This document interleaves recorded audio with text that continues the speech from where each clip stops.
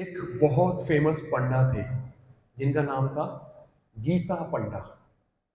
क्या नाम था? गीता पंडा। एक्चुअली ये गीता पढ़ते रहते थे, गीता को रिसाइट करते रहते थे, गीता के बारे में मतलब गीता ही पढ़ते रहते थे पूरे टाइम। तो जब इतना कुछ गीता गीता गीता चलता था इनके दिमाग में, गीता के श्लोक चलते थे, तो क्या होता था, सब कुछ घूम फिर के अल्टीमेटली इनका नाम ही क्या रख दिया लोगों ने? गीता पंडा। कि भाई ये गीता के अलावा और कुछ करता ही नहीं है। वैसे एक्चुअल में उसका नाम गीता पंडा नहीं था, एक्चुअल में उनका नाम था अर्जुन मिश्रा। एक्चुअल नाम क्या था उनका? अर्जुन मिश्रा। लेकिन नाम क्या पड़ गया? गीता पंडा। कि भाई ये तो गीता ही बहुत डिटेल में पढ़ते हैं, बहुत ज्यादा गीता में घुसे रहते हैं। तो इतना कुछ होता रहा, सब कुछ फाइनली ये सब कुछ होता रहा। अब इनकी जो वाइफ थी और इनके दो बच्चे थे, इनकी वाइफ को ना गुस्सा बड़ा आता था इनकी इसी वजह से कि ये पूरे टाइम क्या करते रहते?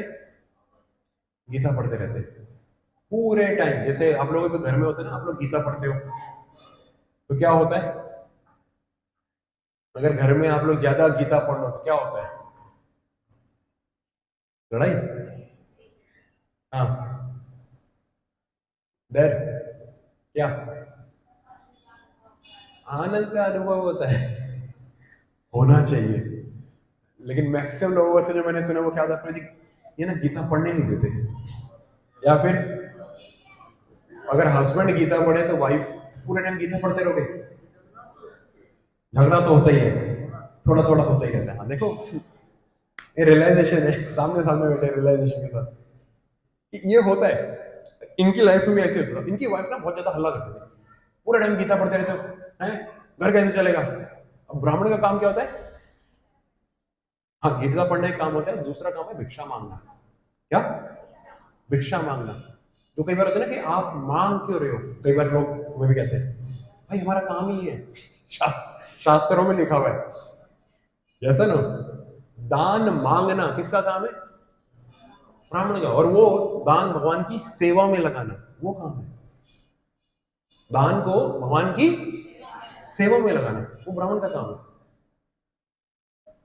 हर किसी का एक अलग अलग काम होता है। ब्राह्मण का अलग काम, क्षत्रिय का अलग, वैश्य का अलग, शूद्र का अलग। और जब वो अपने अपने नेचर के अनुसार वो कार्य करते थे तो डेफिनेटली उनको सक्सेस मिलता था। कौन सा सक्सेस? भगवान की ब्लेसिंग्स, क्योंकि वो एक प्रॉपर वे में शास्त्रों को फॉलो करते हैं।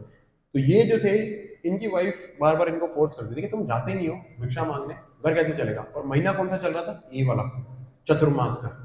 चतुर्मास का महीना मतलब बरसात, मतलब बरसात। अब क्या है ना, जब भी ये हल्का सा भी बाहर निकलते थे तो बारिश स्टार्ट, थोड़ा ज्यादा दूर तक जा नहीं पाते थे, वापस आ जाते, थोड़ा थोड़ा आगे जाते थे फिर वापस आ जाते। तो आसपास के एरिया में तो फसल काफी खराब हो गई थी, सारी फसल खराब हो गई। तो जितना आसपास जाते थे थोड़ा बहुत कभी किसी ने दिया, नहीं तो नहीं दिया।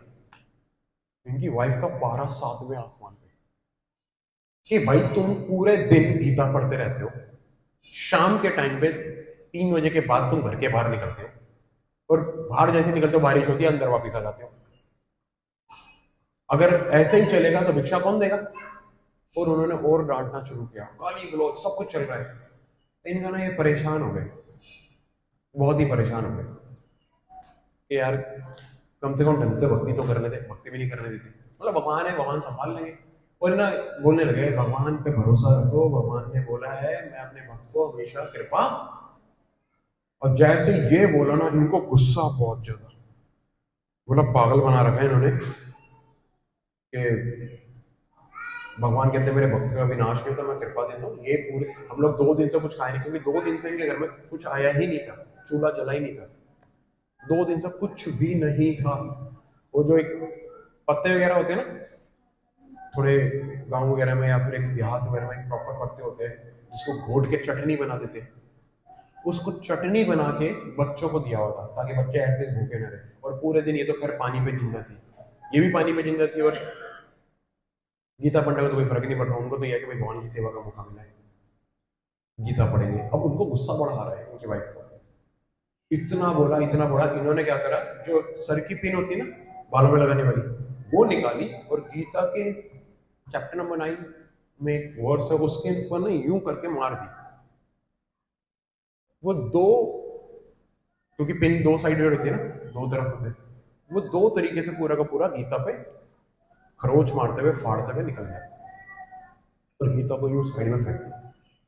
अब गीता पंडा बहुत मजबूर, दुखी, और भगवान से माफी मांग रहे कि प्लीज मेरी वाइफ को माफ कर देना, इससे बहुत बड़ा अपराध हो गया है।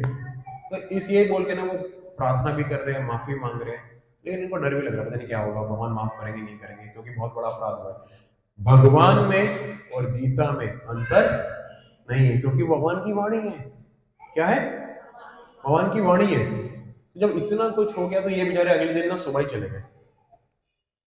कहाँ चले गए? क्योंकि वाइफ ने बोला था अगर तुम सुबह जाओगे तो दूर तक जा पाओगे, दूर जाओगे तो कोई तुम्हें भिक्षा देगा, आसपास में कौन देगा? आसपास में तो फसल खराब हो रही है, हम सबको पता है। तो ये बेचारे सुबह ही निकल गए, सुबह निकल गए, सुबह के गए हुए दोपहर हो गई, नहीं आए। तो दोपहर शाम के टाइम पे ना एक लड़का है, छोटा सा बच्चा, बहुत सुंदर था, बहुत ही ज्यादा सुंदर बच्चा था। और जैसे ही वो आया ना, आते के साथ ही, ये गीता पढ़ने का घर यही यही यही है? बोला हाँ यही है। हमने इसको बड़ा आश्चर्य हुआ। कैसा आश्चर्य? बोला आज तक कोई व्यक्ति पूछता हुआ आया ही नहीं, ये बच्चा पूछता हुआ क्यों आ रहा है? बोला देखो गीता पंडा ना हमारे साथ, मेरे बाबा जी के साथ ना बिजनेस करता था, तो बिजनेस में ना पहले हमको घाटा पड़ा हुआ, अभी प्रॉफिट हो गया। तो जो प्रॉफिट हो गया ना, इसलिए मैं आपको ना उसके जो प्रॉफिट है उस हिस्से का जो इनका हिस्सा बनता है वो देने आया हूँ। बोला वो कहाँ पे है? बोला वो तो बाहर गए हुए। बाहर गए? पक्का गीता पंडा के घर है? बोला हाँ पक्का उसी के घर है, मैं उसकी पत्नी हूँ। अब क्या था? बोला क्या लाए हो? तो उन्होंने सबसे पहले बासमती चावल, अलग अलग वैरायटी की दाल, उसके बाद अलग अलग प्रकार के सब्जियां, अलग अलग प्रकार के पकवान, वो करते करते करते पूरा घर, ड्राई फ्रूट्स, पूरा, मतलब घर तो एक ही रूम का था, और वो एक ही रूम ना ये बाहर आ गई, क्योंकि घर में कुछ था भी नहीं, जमीन पे सोते थे, कुछ ज्यादा कुछ घर में सामान था ही नहीं। इतना सामान मिला, इतना सामान मिला कि वो जमीन से लेके छत तक पूरा का पूरा पैक्ड हो गया। और इनको घर के बाहर आना पड़ गया बच्चों के साथ, क्योंकि पूरा ही पैक हो गया, इतना सामान आया, पूरा ट्रक भर के आया था, वो पूरा का पूरा घर में पैक। और ना अब वाइफ को बड़ी खुशी मिल रही, मेरा पति इतना महान है, मुझे पता ही नहीं था, जो कि कल गालियां दे रही थी, जिसने कल गीता फाड़ दी थी, गीता को फेंक दिया था, अब वो कह रही कि मेरा पति इतना महान है, मुझे पता ही नहीं था, बड़ा महान पति मिला मेरे। अब ये करते करते शाम के टाइम पे गीता पंडा है, तो ना अच्छा एक एक चीज और था, जब इतना कुछ हो गया ना, तो इन्होंने ना उस बच्चे को रिक्वेस्ट करा कि आपने 2 मिनट यहाँ पे रुको, आपने इतना कुछ करा, इतनी मेहनत से आप यहाँ पे लेके आए, आप थक गए होंगे, आपको भूख लगी होगी ना, मैं अभी कुछ बना के लाती हूँ, मैं बहुत अच्छा बनाती हूँ। फटाफट वो कुछ कुछ बनाने के लिए गई, तो उस बच्चे ने मना कर दिया, बोला नहीं, आप बना भी दोगे ना मैं खा नहीं पाऊंगा, अगर आप बना भी दोगे तो मैं खा नहीं पाऊंगा। क्यों नहीं खा पाऊंगा? उन्होंने, जब उसने जो उनकी वाइफ थी बहुत ज्यादा पूछा कि ऐसा क्या है, उनको बनाना आता है, अच्छा बनाती हूँ। बोले आप बना भी दोगे मैं नहीं खा पाऊंगा ना, मेरी मजबूरी है। बोला क्या मजबूरी है? उन्होंने अपनी जीभ बाहर निकाली बच्चे ने, और उस जीभ पे ना खरोच आ रखी थी और कट रखा था।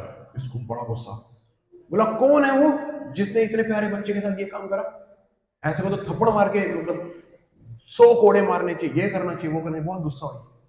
बोला जो भी है मैं क्या कर सकता हूँ, मुझे बस माफ कर दीजिए, खा तो नहीं सकता अभी मैं, लेकिन ये गीता पढ़ने आएगा ना तो बोलना कि मैं देख के गया था। चले गए। शाम के टाइम गीता पंडा आए तो देखा बच्चे जो ना आराम से भरपेट खा रहे हैं थाली में। तो ये सोच रहे यार खाली, मेरे को तो कभी कुछ मिला ही नहीं, कोई भिक्षा किसी ने दिया ही नहीं, इनके पास खाने के लिए आया कहां से? फिर ये थोड़ा, मतलब उनको लगा कि अंदर का क्या माहौल है वाइफ का, क्योंकि वो थोड़ा गुस्से में रहती थी। देखा तो वो आ रही है आराम से, सर पे पल्लू रखे और आराम से पैर छू रही है। ये क्या है? सुबह तक तो अलग माहौल था, शाम को अलग माहौल कैसे हो गया? होता है ना कई बार पत्नियों को पति से पैसा मिल जाए, गिफ्ट मिल जाए, एकदम से गुस्सा शांत है, पैर छू लो। वो पति परमेश्वर हो जाता उस वक्त है। तो यहाँ पे ना इनको समझ नहीं आया कि यार ये हुआ क्या, एकदम से कैसे हो गया। तो उन्होंने बोला एक बच्चा आया था जिसका तुमने बिजनेस करा। मैंने बिजनेस? मैं ब्राह्मण हूँ, मैं बिजनेस नहीं करता। बोला क्यों छुपा रहे हो? उसने बता के गया कि तुमने बिजनेस किया था, लॉस हो गया था, इसलिए तुमने घर पे बताया नहीं। अब प्रॉफिट हुआ है तो वो सारा का सारा तुम्हारे हिस्से का सामान देखे क्या है, तुम तो बड़े महान हो, तुम इतने बड़े व्यक्ति हो, ये हो वो हो। अब ये बेचारा सोच रहा है यार कहाँ है। फिर इतना थोड़ी देर उसने सोचा, गीता पंडा ने, बोला वो ना कोई ऑर्डिनरी बच्चा नहीं था। बोला क्या क्या नाम बताया? बोला नाम तो उसने कुछ बताया नहीं, बड़ा सांवला सा कलर का था और बहुत सुंदर सा था। लेकिन ना कोई बहुत ही घटिया सा व्यक्ति था जिसने ना उसकी जीभ पे जख्म दे दिया था।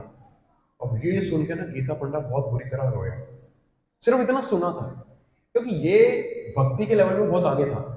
तो जब भक्ति के लेवल में आ गया तो उसको हर एक सिचुएशन में पता है कब कहाँ पे क्या चल रहा है। तो उसने इमीडिएटली क्या करा, गीता उठाई और वो पेज निकाला जहां पे इसने वो पिन मारी थी, और हाथ पकड़ के एकदम से ना जगन्नाथपुरी में ले गया, खींचता हूँ मतलब सॉरी श्री मंदिर ले गया। जगन्नाथपुरी में तो ये लोग थे, खींच के श्री मंदिर जगन्नाथ टेम्पल में ले गया। जैसे ही अंदर गए, गरुड़ स्तंभ के पास खड़े होकर ये लोग दर्शन कर रहे थे, और यहां दूर से इनको जगन्नाथ जी दिख रहे हैं और उनके मुंह से खून बहता हुआ दिख रहा है। तो जो इसने पिन मारी थी वो कहां लगा था? भगवान की जीवा पे, क्योंकि गीता क्या है?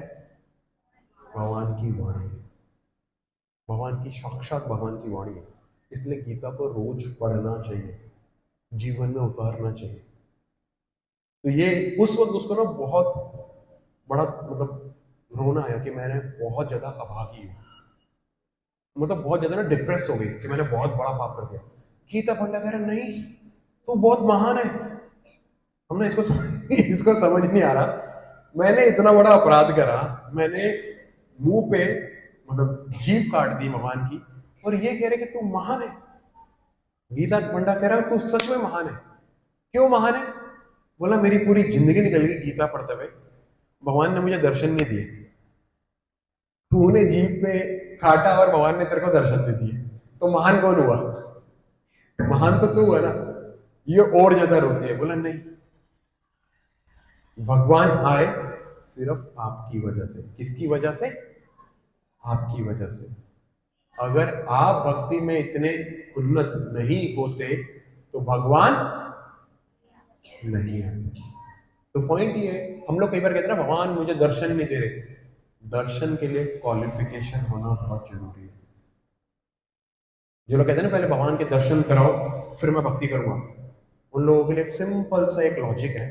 आप लोगों ने कभी बचपन में देखा होगा वो टीवी वगैरह में, नाटक वगैरह में, भगवान जाते, वो ऋषि वगैरह जो है वो जंगल में जाते हैं और भगवान की पूजा करते हैं। पूजा करने के बाद जब वो पूजा ढंग से करते हैं, इंद्र ने कईयों को भेजा होता है, रंभा और ऋषि मेनका, उन सबके टेस्ट को जब वो पास कर जाते हैं, या और भी जो तपस्या करके अपना प्योरिफिकेशन कर जाते हैं, उसके बाद जाके भगवान सामने प्रकट होते हैं। तो पहले प्रोसेस में लगना पड़ता है, पहले शुद्धिकरण करना पड़ता है, फिर जाके भगवान दर्शन देते हैं। ऐसा नहीं है कि पहले भगवान तुम दर्शन दे दो फिर तुम्हारी भक्ति कर लेंगे हम, ऐसा नहीं होता। पहले क्या है, भक्ति करनी पड़ती है, और भक्ति ईमानदारी से करेंगे, अच्छे से करेंगे, तब जाके कहीं ना कहीं एक होप है कि भगवान हमें दर्शन दे। इसलिए भक्ति ईमानदारी से करना चाहिए। आप में से जितने लोग भगवान का नाम का जप करते हैं, माला करते हैं, वो अच्छे से माला करें, रोज गीता को पढ़े और गीता को जीवन में उतारे। गीता कोई कॉमिक्स बुक नहीं है कि पढ़ के एंटरटेन होके छोड़ दिया, नहीं। गीता लाइफ का मैनुअल है। उसे जितना अच्छे से समझ के जीवन में उतारेंगे, उतना चांसेस है कि हम भगवान के और ज्यादा क्लोज जाएंगे।